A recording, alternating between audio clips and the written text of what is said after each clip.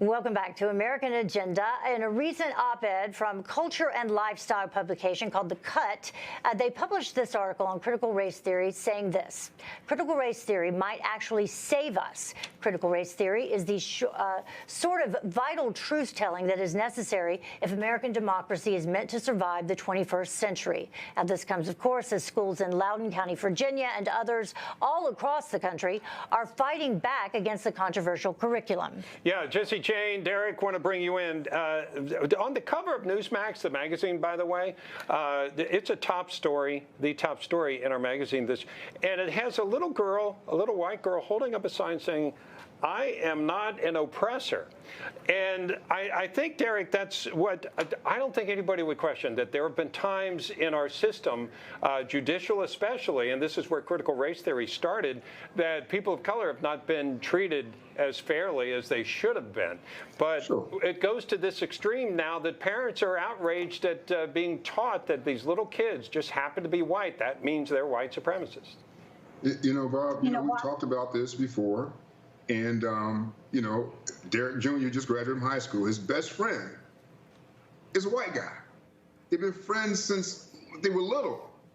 And so, again, if this critical CRT, as they're calling it now, is taught the way that they're talking about or saying that they're going to teach it, I just don't think you're going to have those kind of relationships from kids growing up. Yeah. Because, again, I talked to Derrick, and Adam is his name.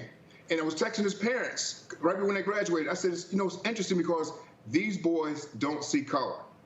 And so his mother texted back, you know what? May they stay that way. Yeah. But given what's going to happen right now, I just don't see that. I just don't see that type of society existing. Yeah, if we it's unfortunate. CRT. Jesse, Jane, one of the things I like about the military is it's a meritocracy. So much of the military, you don't see color. You see, how can somebody help me accomplish my job? Yes, you know, when I was on active duty, way back when I was a very young Marine, before we got into all of this political correctness, we would say light green and dark green because you had to kind of describe somebody who was, oh, go see the sergeant over there. Well, there's 3 sergeants. Which one did you say, light green or dark green? And it was very cute and it was innocent.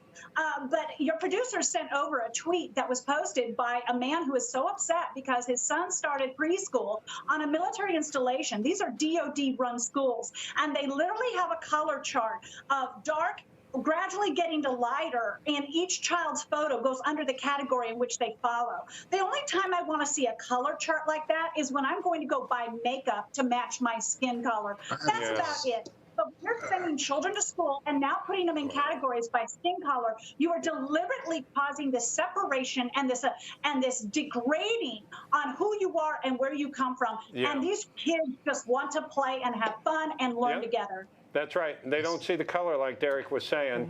Heather, it's unfortunate because it can have long-lasting implications. Yeah, and just going back to the military for a moment, Congressman Jim Banks actually introduced a resolution today to ban the military from promoting critical race theory. And as we saw what transpired in Afghanistan, it is a team, and it's all for one, and you can't see color when you're saving lives. They have a lot to other things they maybe might want to study, such as how to withdraw appropriately. I would like to say all flag draped coffins look the same. That's so people need to remember that. That's right. Yes. Thank you, Jesse, Jane, Duff, Derrick, Hollie. Thank you so much. We'll be back after this with more of American Agenda.